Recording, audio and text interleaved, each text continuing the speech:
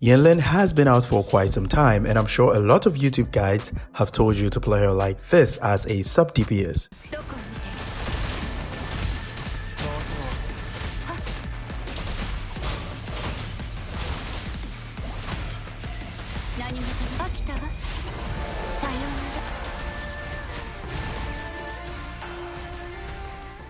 Now, I'm not hating on anybody's video, but there's a much faster way to outro quickly while maximizing her damage at the same time while she's on the field. Here's what I mean.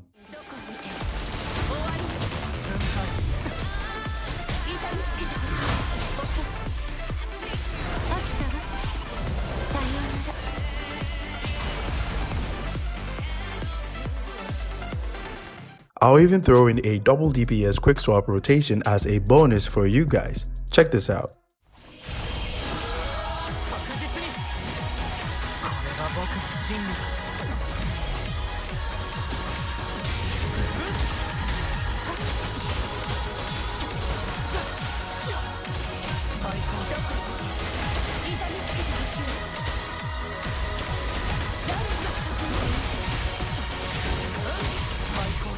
More on that later in the video. Testing Yinlin for a couple of days now made me realize that girl put a number of hidden details in her kit. So in today's video, we're going to be uncovering those hidden details and I'll explain how this can significantly improve your gameplay. If you're new here on the channel, welcome to another video that belongs to the character breakdown series where I build and test your favorite resonators for a god-awful amount of time to provide you with tips and tricks on how you can use them more effectively. In this video, I'm going to cover what Yinlin's role in your team building actually is, her pros and cons, a brief basics of her kit, advanced mechanics that you can abuse, best build to play her with, and lastly optimize sub DPS and double DPS rotations that you can use to deal the most damage within a short period of time. If you find this video helpful or enjoyable in any way, be sure to leave a like and subscribe because it helps me out tremendously. Since one part of Yinlin's outro buff grants electro damage amplification, it's quite common to think that she's tied to electro DPS characters like Kukaracha and Zhangli Yao, but this is actually far from the truth.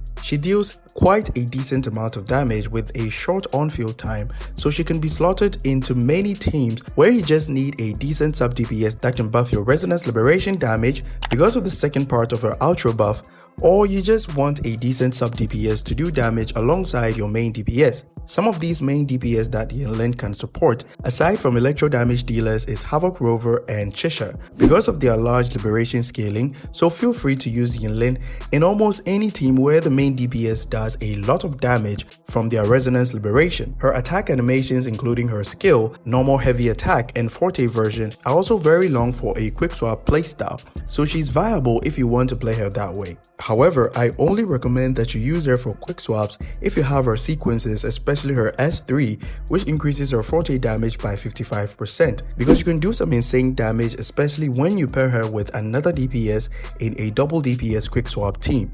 In terms of pros and cons, most of the damage she does is in a large area of effect, so it's really good when facing multiple enemies. Her damage potential is also quite surprising for how little field time she takes when playing her as a sub DPS. However, her liberation, which is one of her main damage sources, can be difficult to use sometimes without giving her any energy regen echoes, but I'll show you how to work around this problem in the optimized rotation section of this video. Now let's go over the basics of her kit briefly. Her resonance skill can be used a second time after the first skill cast. This is the first skill and this is the second skill. You have about 8 seconds to use the second skill cast before it goes on cooldown, but the skill cooldown itself starts when the first skill is activated. When you cast the first skill, you enter execution mode.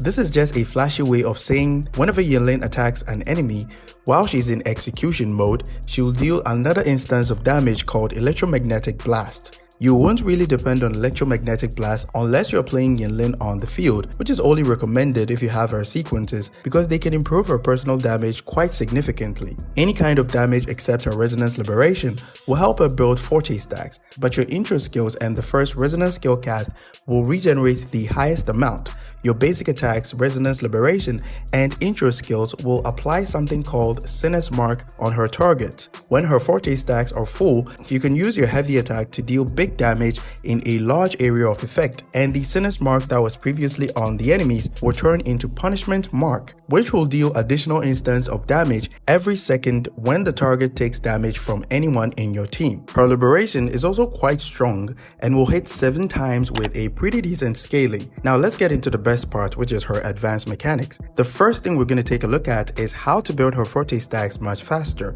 This is how much you can regenerate with the full sequence of her basic attacks when electromagnetic blasts are not active, which recovers exactly 9 of those tiny forte stacks. But what the game does not tell you is that you can recover exactly the same amount by using one heavy attack. After activating the first skill cast, the electromagnetic blast from your basic attacks actually recovers additional forte stacks to the one that you would normally get from her normal basic attacks, which is quite decent, but relying on your full basic attack sequence will increase her on-field time, so the recommended way to regenerate as much as possible will be to use her first skill cast and use her heavy attack once. Doing so will regenerate 11 of those tiny forte stacks in addition to 12 of them that you will get when she uses her first skill cast. Yes, I counted the stacks one after the other to verify. If you look at her heavy attack scaling, you'll see that it has only 2 instances of damage, but when I used my heavy attack after the first skill cast, we saw 3 instances of damage. The third damage came from the electromagnetic blast, even though the game specifically states that the electromagnetic blast will activate from her normal basic attacks. This is quite good because we can gain additional concerto energy and forte stacks from the electromagnetic blast that the heavy attack triggers. Now, all we need is an intro skill to fill up the rest of her forte stacks. Here's how you can add everything together to outro with Yinlin as soon as possible. As you can see here, her concerto energy will be fully drained after the intro to Calcharo, and I also made sure that she doesn't have any forte stacks when the rotation began. I also made sure that the boss's vibrational strength was broken before I did the rotation so that we don't accidentally gain any concerto energy from dodges or dodge counters. After filling Showkeeper's concerto energy, you intro with Yinlin and then finish her basic attack sequence. Then use her skill, heavy attack again to use her forte, use her skill, and then finally her liberation. And there you have it, full concerto energy with only about 8 seconds of field time. In this part right here, I actually made an error with the order in which her abilities should be used. Her Deadly Focus inherent passive incentivizes you to use the second skill cast before using her forte heavy attack and her liberation so that the damage from those abilities can benefit from the 10% attack buff. So there will be a slight variation at the optimized rotation section, so be sure to stick around for a detailed breakdown. Her forte heavy attack also have a slight anti-interruption, so don't be too scared to tank a few hits during your tower runs. This particular playstyle, where we use all of Yinlin's abilities after the first intro from Showkeeper, is highly recommended because all of Yinlin's passives buff her personal damage for a short period of time. For her build, it's fairly simple. You will mostly be running Moonlit Clouds on her as a sub DPS with electro damage bonus and attack percentage 3 cost. You can also use Void Thunder for DPS Yinlin, but only do so if you have her sequences. For weapons, the only ones that I would recommend aside from String Master, which is her signature weapon, are the Cosmic Ripples, Augment from the Battle Pass, and Fusion Accretion. For free-to-play options, go for the Jinjo Keeper. Now let's get into her optimized rotations. Here's a simple graphical representation for the Hypercarry rotation. Intro to Yinlin from your healer, Yinlin basic attack, swap to DPS echo skill, swap back to Yinlin skill, heavy attack, skill, Yinlin liberation, forte heavy attack, and finally DPS intro skill. For the Hypercarry rotation, I'll be using Zhang Liao as the main DPS and Showkeeper as her healer. You first start by filling Showkeeper's concerto energy. Inferno Rider is quite aggressive here, so dodges helps recover a decent amount of concerto energy. Use her liberation when you've recovered about 75% of her concerto energy, and then use her echo skill. Swap to Yinlin and then finish her basic attack sequence, but cancel that animation by swapping to Zhang Liao. Use her skill for the electro damage buff and then use her echo skill as well. Swap back to Yinlin, use her skill, heavy attack, and cast her skill again. Use her liberation first before you use her forte heavy attack. This part here, where you have to use her forte heavy attack after her liberation, is actually quite important, especially in the first rotation, because using her forte heavy attack after her liberation helps regenerate a decent amount of resonance energy, which will be good for the next rotation. This will make sure that you almost never run into energy issues when fully built to do damage. Here's how the double DPS quick swap rotation works.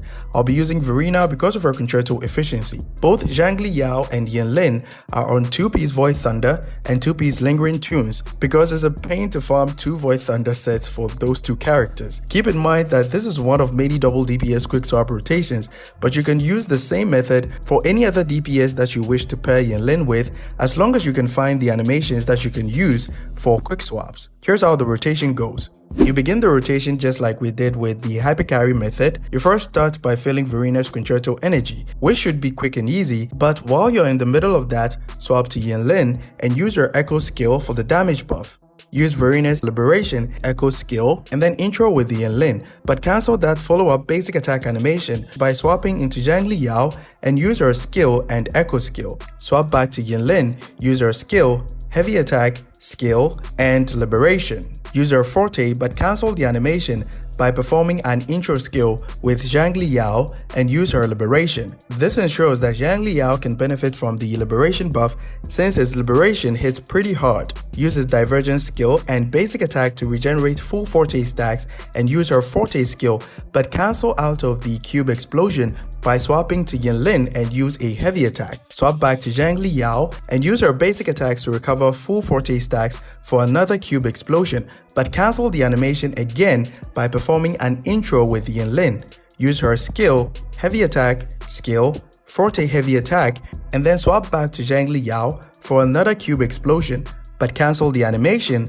by swapping back to Verena to refresh your buffs and then repeat the rotation all over again. And there you have it. That's everything I've learned after playing Yinlin so far, so I hope this helps anyone who already has her or want to pull for her and her sequences at this time during her current banner. Yinlin will still be a relevant support character in many patches to come because of her decent damage output even as a sub DPS and the supportive buffs that she can provide to any DPS who benefits from coordinated attacks, electro damage, and resonance liberation damage. Thank you so much for watching. Consider liking the video and subscribing if you want to support what I do, and be sure to join the community Discord if you have any issues with the game or just want a place to hang out. Catch you guys in the next one. Bye bye.